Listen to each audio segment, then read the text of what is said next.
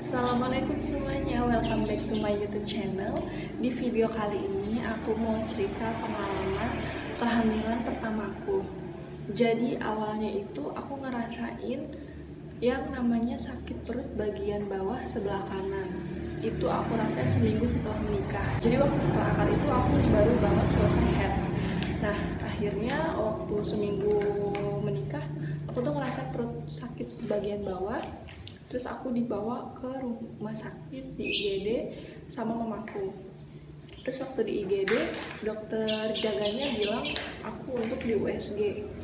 Itu juga awalnya aku tuh dicek perut bagian bawahnya, kaki aku disuruh tekuk disangkanya itu aku pernah usus buntu. Dan aku bilang ke dokternya, aku pernah operasi usus buntu sekitar tahun 2016. Terus akhirnya aku disuruh USG. Waktu USG, petugasnya bilang, Mbak ini mau head atau baru selesai head? Terus aku bilang baru selesai head Bu. Terus dia diem dan hasilnya keluar, dokter bilang kalau nggak ada apa-apa. Jadi waktu di USG itu udah kelihatan sebenarnya, cuma karena masih kecil mungkin jadi dilihatnya disangkanya itu aku mau head atau baru selesai head, jadi nggak ketahuan kalau misalnya itu lagi hamil. Terus akhirnya aku disuruh pulang, dikasih obat untuk menghilangkan nyeri di perut aku. Beberapa hari kemudian sakitnya kambuh lagi, terus aku dibawa lagi ke UGD sama mamaku. Kenapa ke UGD? Karena waktu itu aku sekitar jam 4 pagi dibawa ke rumah sakit karena aku udah benar-benar gak tahan sampai gak bisa jalan. Terus akhirnya sama dokternya itu aku disuruh di ronsen. Terus setelah di ronsen 3 posisi itu baru ketahuan katanya aku didiagnosanya itu usus lengket. Nah dokter jaganya ini konfirmasi ke dokter bedah. Dokter bedah nyaranin aku untuk dimasukin selang dari hidung untuk melihat cairan yang ada di perut aku apakah itu kotor atau enggak.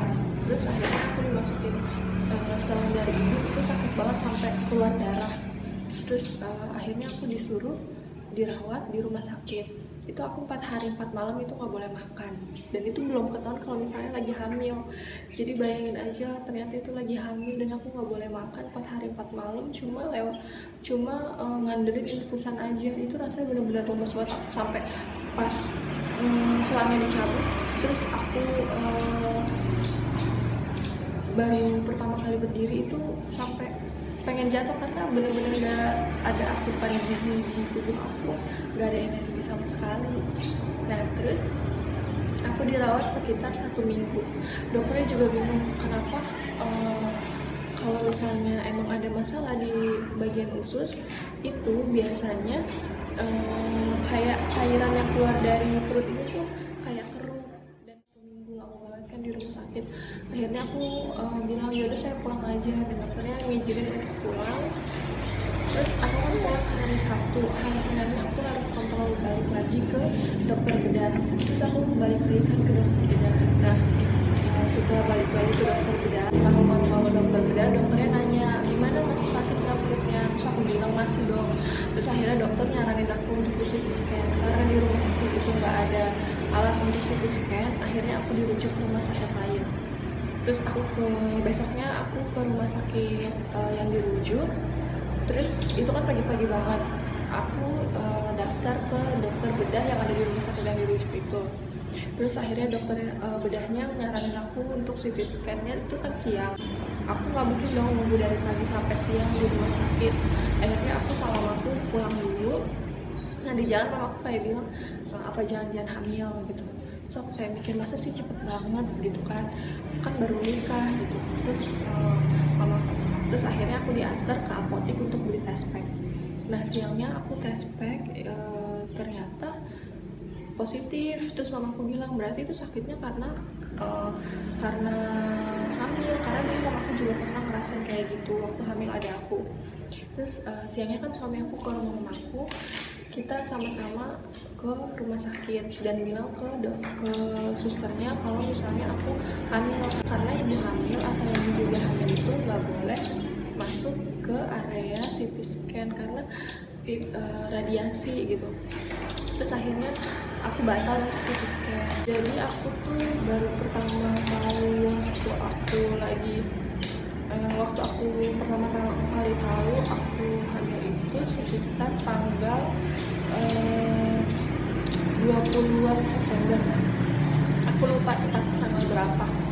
Nah terus aku kan itu masih di rumah mamaku. Jadi awalnya tuh aku masih kerjanya tuh jauh karena kerjanya tuh di Cengkareng. Dari suami aku rumahnya di Depok. Akhirnya aku kan tinggal sama mamaku dulu. Terus akhirnya tanggal 10 Oktobernya aku pulang ke rumah suami aku, dan karena aku sebelumnya udah ngajuin resign dulu kan ke kantor aku yang di Cengkareng. Terus baru aku pulang ke Depok ke rumah suami aku, dan tanggal 11 Oktobernya aku pertama kali cek ke bidan. Aku cek ke bidan dan kata bidan itu aku usia kehamilannya udah 8 minggu. Terus aku kayak kaget, loh kenapa kok udah 8 minggu gitu. Aku sama suamiku kayak mikir, kan kita baru nikah, baru sebulanan, kok udah 8 minggu. 8 minggu itu kan udah 2 bulan. Terus aku tanya ke bidannya, cepet banget ya, aku bilang gitu. Terus katanya iya kan karena dihitung itu dari hari pertama head terakhir. Jadi hari pertama head terakhir aku itu kan tanggal 16 Agustus 2019. Tanggal 16 Agustus 2018. Jadi dihitungnya dari tanggal segitu. Makanya kenapa waktu cek pertama itu udah usia 8 minggu. Nah setelah cek ke bidan aku kan dikasih obat. Aku tuh ngeluhin perut aku tuh nyeri sama perih banget di bagian ulu hatinya. Dan bidan nyaranin aku untuk makan buah semangka karena buah semangka itu bisa meredakan rasa panas di perut. Karena ibu hamil itu ada beberapa yang merasakan seperti itu. Jadi perutnya tuh kayak perih dan panas. Terus akhirnya aku konsumsi semangka dan emang ternyata bikin perut aku adem. Terus aku kan dikasih obat juga, obat mual. Itu aku minum siangnya, dan ternyata setelah minum obat itu siang, kan aku minum obat itu sekitaran jam 12-an, jam 2-an perut aku tuh kayak mulus mau dapet gitu. Jadi aku tuh kalau misalnya sebelumnya kalau mau head tuh sampai jungkir balik di kasur karena sakit banget. Nah ini aku ngerasa kayak gitu, sedangkan aku lagi hamil. Terus aku bilang ke suami aku waktu itu lagi mau berangkat kerja. Terus kata suami aku, ya udah istirahat dulu aja, kali nanti sore hilang. Dan ternyata sorenya tiba-tiba keluar flek warna coklat. Terus aku searching kan, ternyata kalau misalnya ibu hamil, awal hamil tuh ada yang keluar flek warna coklat. Terus aku kayak oh ya udah mungkin nggak apa-apa. Dan malamnya ternyata keluar lagi itu darah segar, gumpel gitu, kecil, sedikit, nggak terlalu banyak. Terus aku kaget, terus aku akhirnya telepon suami aku. Terus suami aku nyuruh telepon ke bidannya. Terus aku telepon ke bidannya, kata bidannya ya udah harus istirahat bed rest banget, nggak boleh ngapain sampai besok ketemu bidannya, dan obatnya berhenti dulu untuk dikonsumsi. Akhirnya besoknya aku pergi diantar kakak ipar aku pagi-pagi. Terus kata bidannya aku disuruh bed rest karena kalau misalnya awal kehamilan terus keluar darah gitu beresiko keguguran. Aku nggak boleh ngapa-ngapain, aku harus selalu bed rest dan di tempat tidur, kecuali mau makan mau apapun di tempat tidur kecuali food dan terus akhirnya aku bed rest kurang lebih 1 minggu.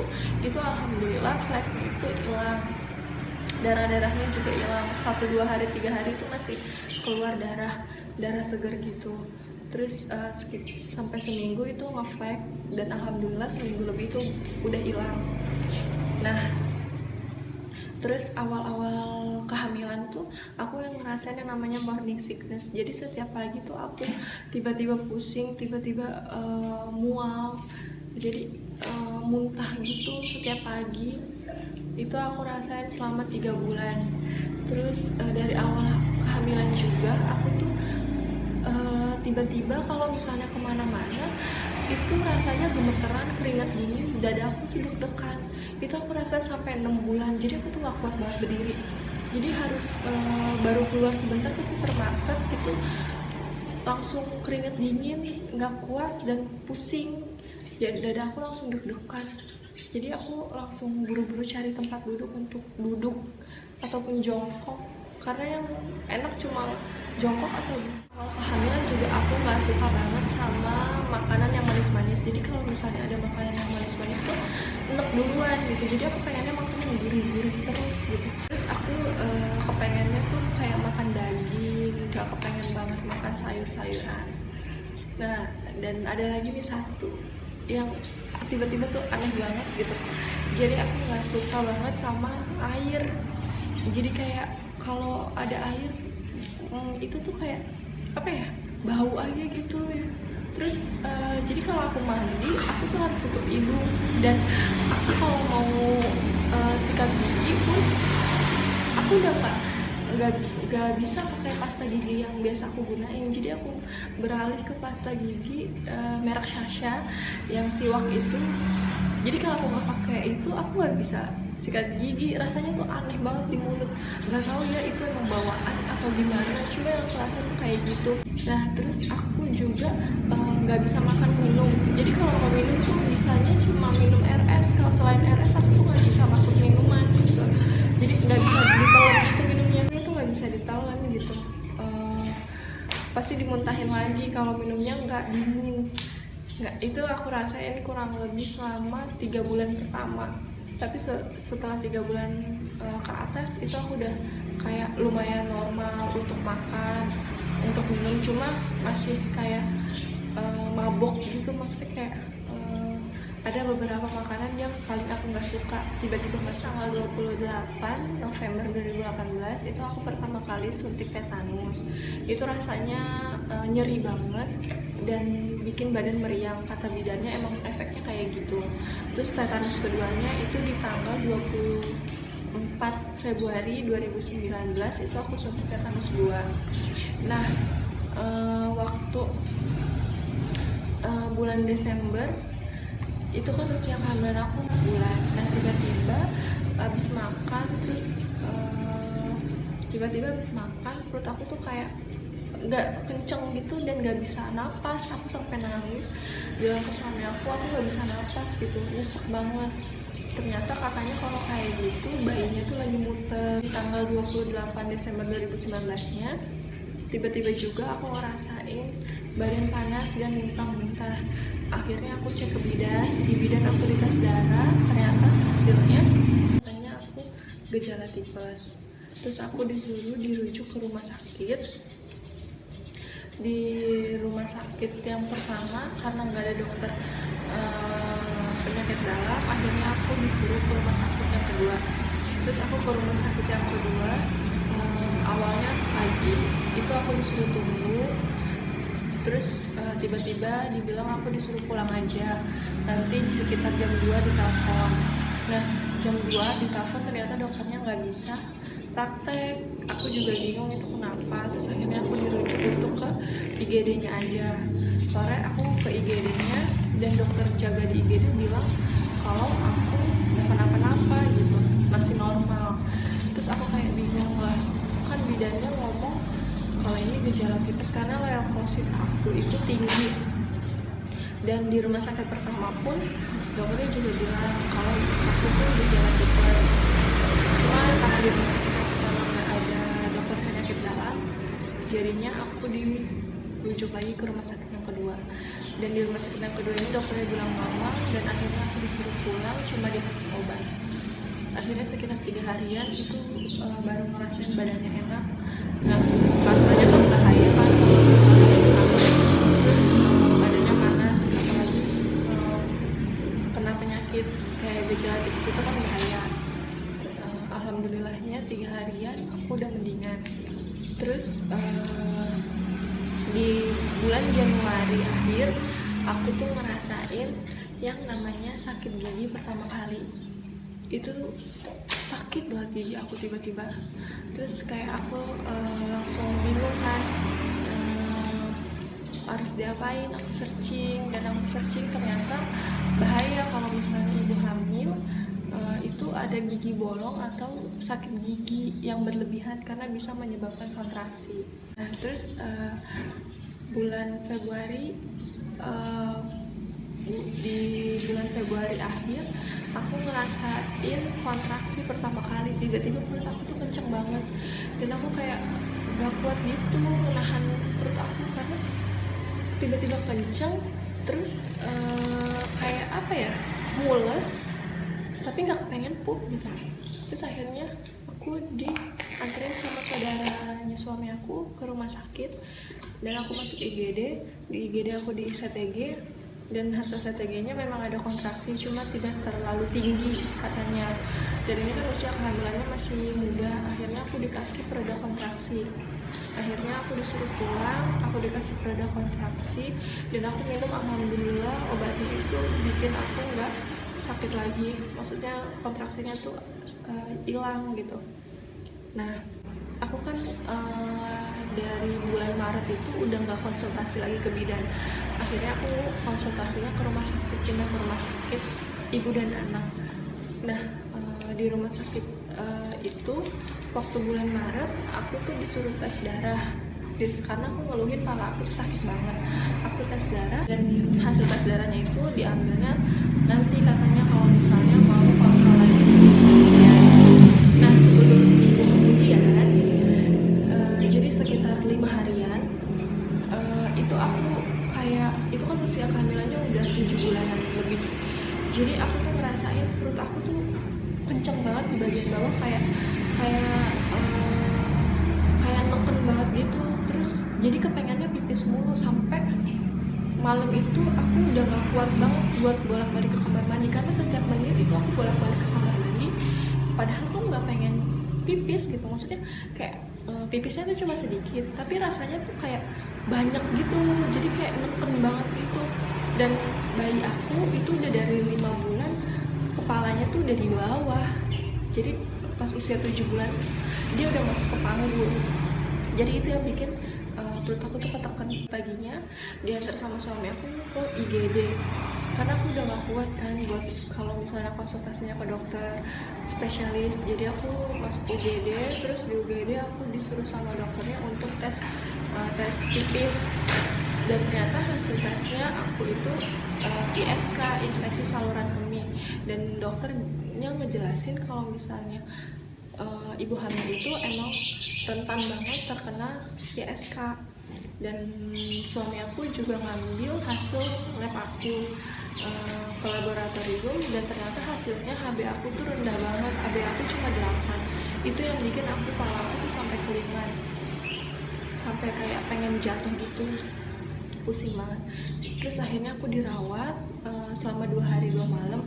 Itu aku dimasukin zat besi. Nah, zat besinya itu tuh sakit banget, dimasukin lewat infusan kan.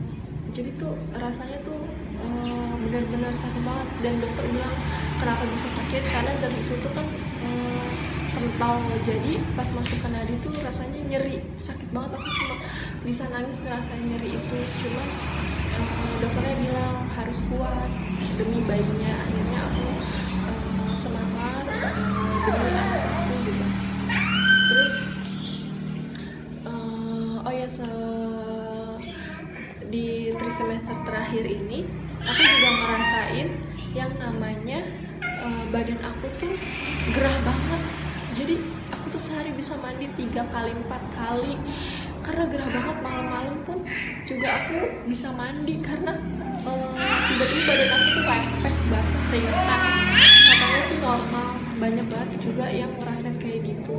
Terus tanggal 16 April ini itu ternyata periksa terakhir aku ke dokter spesialis kandungan, karena di tanggal 16 April ini itu kan yang menjadwal kontrol aku. Dan aku ngeluhin kalau misalnya malamnya aku tuh keluar flek coklat dan aku harus dirawat 2 hari untuk pematangan paru. Takutnya janinnya dilahirkan belum cukup bulan. Dan ternyata benar, anak aku tuh lahir di usia 35 minggu.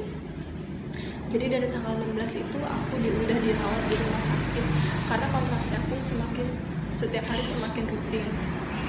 Terus aku tuh selama kehamilan ini sebenarnya ngerasain tuh kayak stres gitu, kayak apa ya, kayak aku tuh pengen gitu normal, kayak ini tuh nggak normal karena aku nggak bisa kemana-mana. Kalau keluar pun itu rasanya gemeteran, keringat dingin, jadi cuma enaknya tiduran aja gitu dan nggak bisa ngapa-ngapain. Dan di lingkungan kayak orang-orang di sekitar aku tuh cuma nyemangatin aku, cuma bilang nikmatin aja, ini nikmatnya gitu, jangan ngeluh, jangan dibikin pusing, jangan dibikin stres. Terus akhirnya aku mikir, oh ya udah dinikmatin aja. Dan itu yang bikin aku kuat karena aku disemangatin sama teman-teman, orang tua, dan saudara-saudara di sekeliling aku. Oke guys, jadi segitu cerita pengalaman kehamilan pertama aku yang mungkin banyak banget keluhannya. Mungkin di luar sana juga ada ibu muda atau yang sedang hamil yang lagi ngerasain sama seperti aku, boleh komen di bawah. Yang penting saran aku, karena aku udah ngalamin, jangan pernah dibuat stres, dinikmatin aja. Jadi anak kita yang udah kita nanti-nanti gitu. Dan buat yang belum punya momongan, semoga segera diberi momongan. Jangan berhenti untuk berdoa dan berikhtiar. Terima kasih yang sudah nonton dari awal sampai akhir. Jangan lupa di komen, like, dan subscribe. Assalamualaikum warahmatullahi wabarakatuh.